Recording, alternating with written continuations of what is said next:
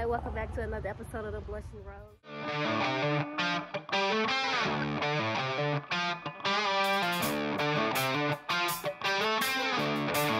Here today, there's going to be a march in our city, United Against Violence, but I'll put it in the description box. But these guys are taking their city back. They are walking and marching for the people that have been killed. And senseless killings, or any killings for that matter, and they are coming down the street now, so I'm gonna record them coming down the street, and then I'll jump in line, because it's not just men, it's, you know, people. So see you soon. Bye.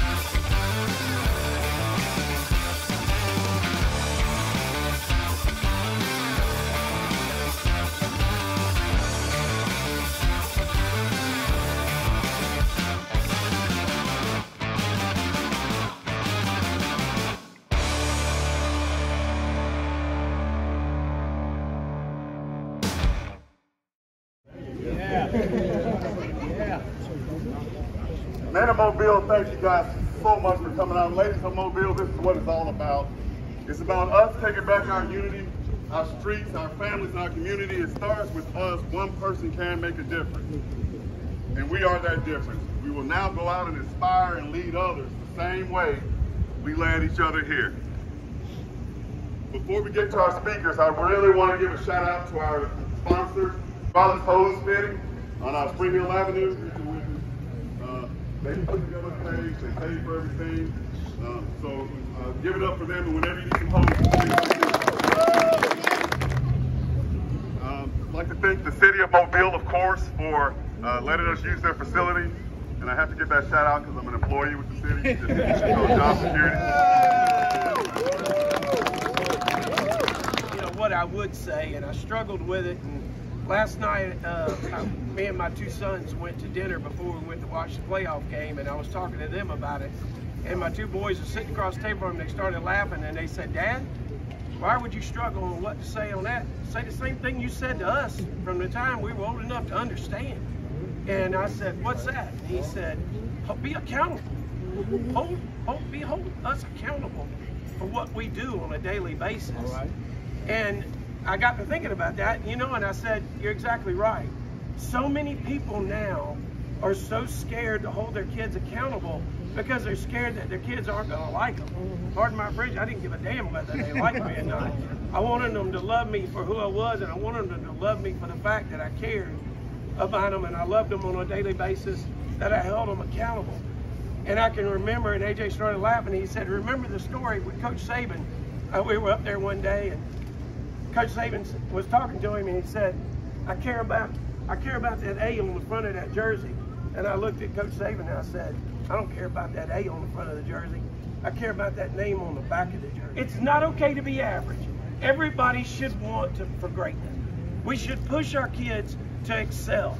And we should not allow them to step outside those lines and think that it's okay to be mediocre. It's not okay. And we should hold our kids accountable. Man, I was expecting a podium. I was expecting y'all would be seated. And I reached out to my 22-year-old son. I reached out to some guys that I hang out and smoke some cigars with on a regular occasion. And it's a funny story. I want to start at the beginning. I met John about a month ago. He was working detail at a wedding, and we just happened to talk. And he said, so what do you do? And I told him what I did for a living. And he said, what do you do for fun? And I said, well, I play golf with my son and my daughter and what they do. And I said, I hang out in this place and I smoke cigars. He says, I want to come there and share a message. So he came to Havana Ray's. I think we might all know where it is, on Airport Boulevard. We had about, what, 15, 20 guys show up? And John had an opportunity to share the message about what we are trying to do. We talk about this dilemma, this systemic problem that exists not only in our community, but communities all over the country. And so it just felt like the right too am affected by violence in my family. My brother was murdered last year in December by a 23-year-old man, stabbed 13 times and was robbed. And I had an opportunity to go to court and sit and look at this young man. And what I saw really, not from the perspective of me and my brother, it broke my heart. This young man just looked as though he had no care in the world about what he had just done or the situation that he was in. And I could not for the life of me figure out why. I'm a person of faith. I'm not afraid to admit that I'm a person of faith. What are you doing? That guides me, that keeps me going. I am far from perfect. I said, there it is. You know, I'm a firm believer that God drops pebbles on our head before he drops rocks. John was my rock. So thank you, John, for being there. What is changed in 10 or 20 years? What is the imagery that these young men see? What is the measure today of a man that maybe 20 years ago really didn't exist? I made some notes. A measure of a man is not how much money he makes, the cars he drives, the clothes he wears, how loud or boastful he can be, or how many likes he has on social media. That, unfortunately, is where it is today. That's my opinion. You may share that opinion with me, you may not. So I'm going to ask a question to every man standing out here, because it's a question that I ask myself. When you think of what a man is, we probably all have a vision of a specific group of men that we can point to that was influential in our life. It might be a coach, it might be a pastor, it might be our father, our uncle. For me, it was my Uncle Mac, a veteran of WW2, was actually on Utah Beach but never ever discussed it, never boasted about it, and a neighbor that lived across the street from my grandmother. Well, actually, he got it wrong. I worked in Chickasaw. I grew up in Alabama. This right here is partly the Sierra Jackson, 14 years old. Shot and killed, not far from here, by young men that have no home training, young men that have not been mentored, young men that have no idea what restrictions, limitations, and boundaries are. We don't like limitations. We don't like boundaries coming up. Those boundaries is what sets the stage as we become adults. And now this young lady didn't get a chance to live her life. This is Miss Jackson, Frida Jackson. This is her grandmother, who came from Texas to be here today because men united against gun violence. You know, this thing is so important. It's our community. Rather than agitators coming in from outside of our community to stir up strife and division amongst us, we need to be there as well, sticking together, hold the line, saying we will not tolerate that division in our community. One Mobile. It really is that important. I want to just say this thing. Growing up in a southern town, Columbia, Mississippi. My father was an educator as well as a pastor. And my daddy always instilled in all of us, if we don't stand for something, we will fall for it. And that's what has become the new norm now. We've accepted letting our kids run amok. Men, it's your choice.